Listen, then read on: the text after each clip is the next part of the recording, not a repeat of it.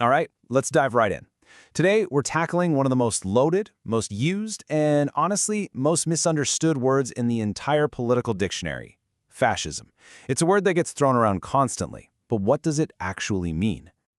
Okay, so here's the thing. If you're a little confused about it, you are not alone. Seriously, even the top scholars, people who dedicate their entire careers to this stuff, really struggle to nail down one single definition everyone agrees on. It's a genuine political mystery.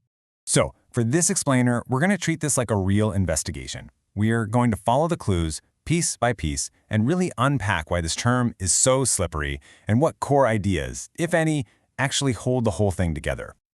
Our very first clue lies in the bizarre history of the word itself. You probably think you know where it came from, but trust me, its journey from the political left all the way to the far right is, well, it's a wild ride. So let's start at the beginning. The word fascism comes from the Latin fascis. And what was that? Well, it was this ancient Roman symbol, basically a bundle of wooden rods all tied up around an axe. The idea is simple, right? A single rod is easy to break, but a whole bundle is super strong. Strength through unity. Mussolini's regime, later on, would go all in on this Roman connection. But here's where it gets really interesting. Look at the ideological roller coaster this word went on. Back in the 1890s, fasci was actually a term used by revolutionary socialists in Italy. But then, by 1914, groups calling themselves fascio were taking a hard right turn, demanding Italy jump into World War I and embracing nationalism. Mussolini, who, get this, started out as a socialist himself, seized on that shift. And after he took power in 1925, the word just exploded across Europe with the meaning we know today. Let's move on to our next clue. And this one's a real head-scratcher. Fascism was often an ideology that was hostile to the very idea of ideology itself. You heard that right. It celebrated action, gut instinct, and raw will over any kind of rational, systematic thinking. And this quote just perfectly captures that spirit. This is from the Futurist Manifesto, which was a huge cultural influence on early Italian fascism. It's not about policy or economic plans, is it? No, it's a love letter to danger, to energy, to pure physical violence.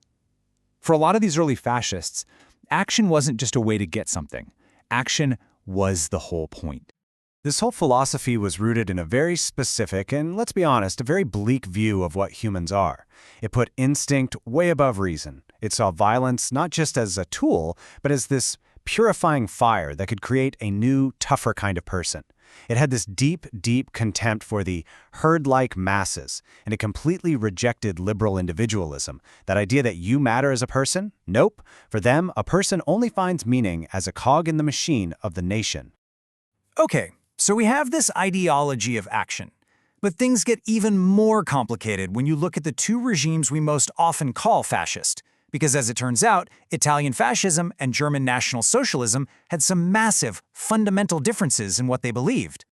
Now, this is absolutely crucial to understand. For the Italian fascists, the state was everything. The state was this all-powerful being that literally created and defined the nation. But for the German Nazis, the state was just a tool. The real center of their universe, their obsession, was race, the biological, almost mystical concept of the Volk. The state only existed to protect the purity of that race. So one was totally state-centric, the other was completely race-obsessed. And, nothing captures this divide better than this little zinger from Mussolini himself. He just dismissed Hitler's defining book, Mein Kampf, as a boring thing he couldn't even bother to finish. That's not just a political rivalry. That's a sign of a deep, deep ideological canyon between the two movements we so often just lump together. So with all this confusion swirling around, a lot of scholars decided, you know what? Let's stop looking at what these ideologies said they were about. Instead, they tried to explain fascism by looking at what it did as a tool for other, more powerful forces. And here are a few of the main ways they tried to frame it. You've got the Marxist theorists, who saw it as capitalism's desperate last-ditch effort to smash the working class. Then there were psychological theories, which focused on this idea of an authoritarian personality, someone who craves both submission and domination. Others saw it as a spiritual problem, a symptom of moral decay in the West. Or, maybe it was just a new flavor of totalitarianism, or just plain old tyranny. But let's get back to the fascists' own vision for a minute. What did their perfect society actually look like? What kind of state, what kind of economy were they trying to build? Well, their vision for the state was a total assault on liberal democracy. They absolutely despised parliaments and multiple parties, thinking it all just led to weakness and division. Instead, they wanted a totalitarian state with absolute unlimited power.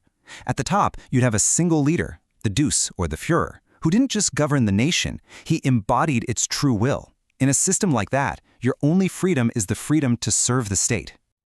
And on the economic front, they pitched this third way, something that wasn't capitalism and wasn't communism.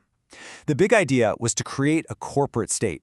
They'd get rid of class conflict by forcing everyone, workers and their bosses, into these big state-controlled organizations. The ultimate goal? National self-sufficiency. But, as the source material makes pretty clear, this was often way more propaganda than a real coherent economic system. And this brings us to the end of our investigation, right to the heart of the mystery itself. The real reason fascism is so incredibly hard to define is because it is, at its very core, an ideology built on deep, profound, and constant contradiction. This central contradiction brings us to the number 2. A really great way to think about this is that fascism is fundamentally two-faced, kind of like the old Roman god Janus. It was always looking in two directions at the same time, forwards towards a future of cold, rational, technological control, and backwards to a mythical past of primitive instinct and tribal glory. And once you start looking, you see these contradictions everywhere. It's a nationalist ideology that also claimed it could be a universal model for the whole world. It's a populist movement that had absolute, spitting contempt for the very people it claimed to represent. It loved modern technology, tanks, planes, while glorifying the simple peasant farmer. It promised a hyper-efficient, orderly state, but was often just a chaotic mess of competing bureaucrats. It used socialist language while cutting deals with huge corporations. This is why it's so hard to pin down. It's a moving target. So here it is, the big takeaway.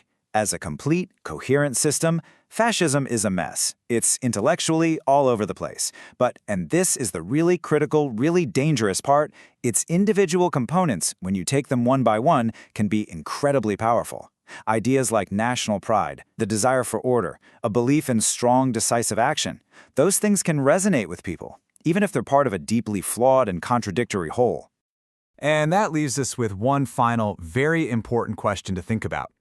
If the ideology itself is so broken and contradictory, why have its separate parts proven so dangerously appealing throughout history? And, maybe more importantly, what does that tell us about our own vulnerabilities today? Thanks for joining this investigation.